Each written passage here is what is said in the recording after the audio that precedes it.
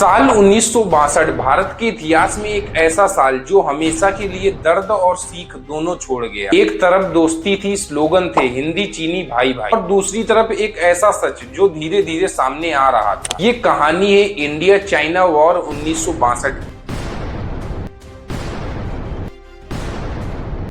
ये कहानी है भरोसे के टूटने की। आखिर क्या हुआ था साल 1962 में? आखिर क्यों इस हार के लिए पंडित जवाहरलाल नेहरू की गलती मानी जाती है? क्या रीजन थे इंडिया के हार के पीछे? जानेंगे आज के वीडियो में।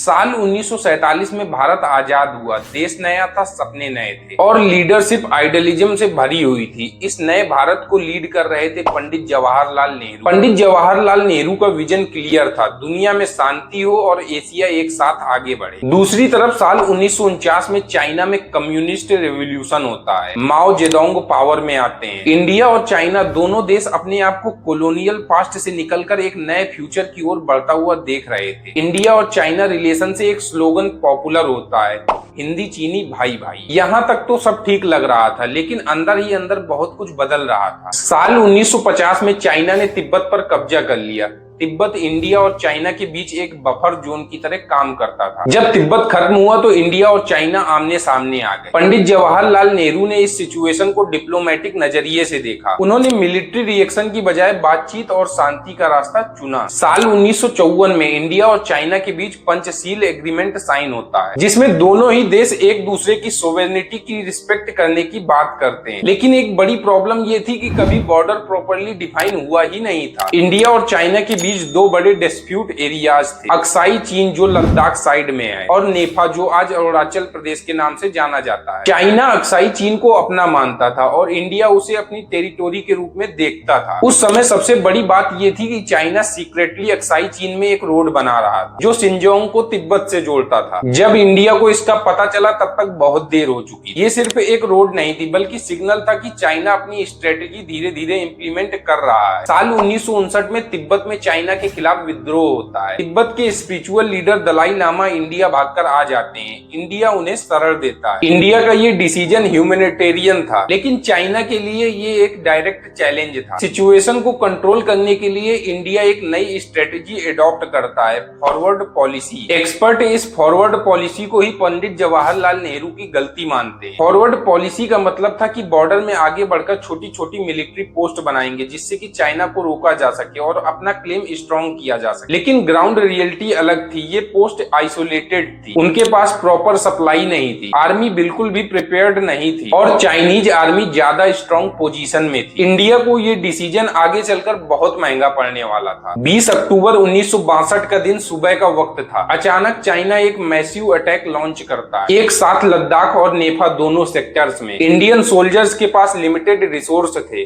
ना प्रॉपर वेपन्स, ना विंटर क्लॉथिंग, ना स्ट्रॉन्ग बैकअप। फिर भी उन्होंने हार नहीं मानी। हर पोस्ट पर, हर पहाड़ी पर इंडियन सोल्जर्स ने अपनी जान की परवाह किए बिना लड़ाई लड़ी। लेकिन ग्राउंड रियलिटी ये थी कि चाइना बेटर प्रिपेयर्ड था। इस वार में कई ऐसे मूवमेंट्स आए जो आज भी दिल को हिलाकर रख देते हैं, जैसे रेजोंग ला की बैटल, जहां मेजर शैतान सिंह ने अपने सोल्जर्स के साथ मिलकर अंतिम सांस तक फाइट की। 120 में से 114 सोल्जर्स शहीद हो गए, लेकिन किसी ने अपनी पोस्ट नहीं छोड़ी। ये सिर्फ एक बैटल नहीं थी, ये सेक्रीफाइस का सबसे बड़ा एग्जाम्पल था। आखिरकार इंडिया को इस वॉर में हार का सामना करना पड़ा। इसके पीछे कई रीजंस थे। सबसे पहला था चाइना की इंटेंशन को अंडर एस्टिमेट करना। दूसरा था कि मिलिट्री प्रिपेयर्ड नहीं थी इस वॉर के लिए। तीसरा इंटेलिजेंस फेलियर और चौथा पॉलिटिकल और मिलिट्री कोऑर्डिनेशन का वीक होना। उस वक्त के defence minister V K Krishna Menon पर भी काफी सवाल उठे। 21 नवंबर 1962 को चाइना ने यूनिलैटरल सीज फायर अनाउंस कर दिया। वॉर खत्म हो जाता है, चाइना नेपा से पीछे हट जाता है, लेकिन अक्साई चीन में अपना कंट्रोल बना लेता है। इंडिया के लिए ये सिर्फ एक मिलिट्री डिफीट नहीं थी बल्कि एक इमोशनल झटका भी था, क्योंकि इसमें इंडिया के 1300 से ज्यादा सोल्जर्स शहीद हुए थे। 1962 का युद्ध भारत के लिए एक टर्निंग पॉइंट बना। इसके बाद इंडिया ने अपनी मिलिट्री को स्ट्रॉन्ग बनाना शुरू किया, इंफ्रास्ट्रक्चर इंप्रूव हुआ, डिफेंस प्लानिंग बेटर हुई। ये वॉर एक रिमाइंडर था कि शांति जरूरी है, लेकिन तैयारी उससे भी ज्यादा जरूरी।